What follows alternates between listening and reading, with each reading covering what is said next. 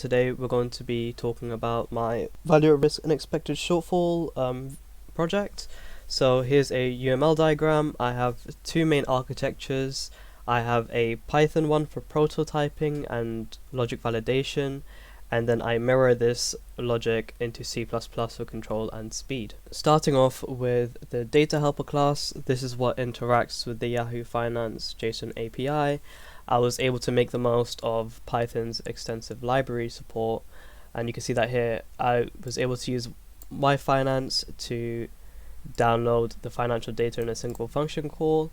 I use NumPy for a vectorized operation instead of a for loop, and I saved this into a pandas series for structure and indexing. The implementation of the data helper class in C++ was a lot harder because I didn't have these libraries, so I had to manually set up a curl operation to interact with the JSON API. This gets saved byte by byte into a string buffer, which is then manipulated to extract the adjust closing prices. After this, I use a for loop to calculate the daily logarithmic returns to be passed on to the calculator. Moving on to the base calculator class, it acts as a blueprint for my calculation approaches to follow. Here I've used the ABC library to define the base calculator as an abstract base class, and I've hard-coded values such as VAR confidence and ES confidence.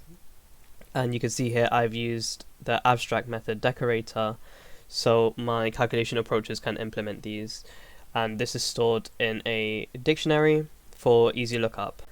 In C++, I also just mirrored the logic. Instead of having an abstract method, I used virtual functions, so the calculation approaches will override this.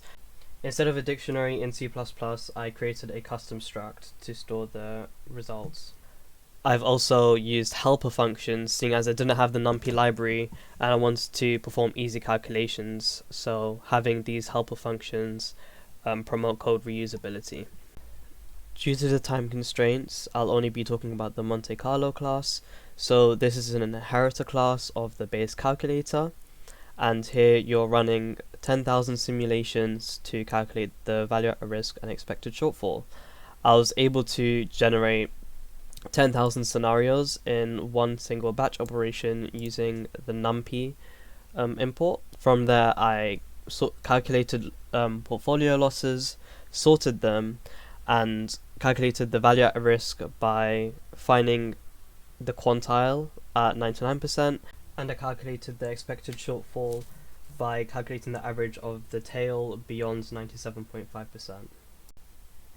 In the C++ implementation, you can see the logic is basically the same, but because I don't have the NumPy library, I had to manually run my simulations, and I had to use a random number generator. And I also manually catched the losses as I didn't have the decorator. As I mentioned before, I used the Python implementation to prototype my logic and to verify it works. This is split into two parts: unit testing and integration testing. For unit testing, as you can see here, I validated that each component is working and is correct through logic tests, and you can see that through here with the data processing test. The number of returns should be one less than the number of entries because it works on change of two prices, so for the first entry you wouldn't have two prices. Moving on to the integration testing, this, once each component has been verified, I tested that each component works properly together, and which also includes logic tests such as expected shortfall should be higher than value at risks, and I also tested for the type.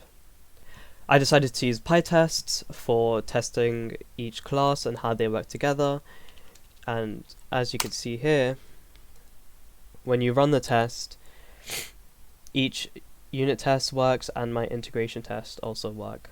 Finally, running the program, I validated my C++ engine by comparing the outputs of both of them.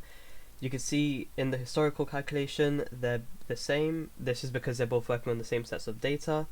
For Monte Carlo there's a bit of a difference, and I believe this is from them running two different sets of simulations between the two models.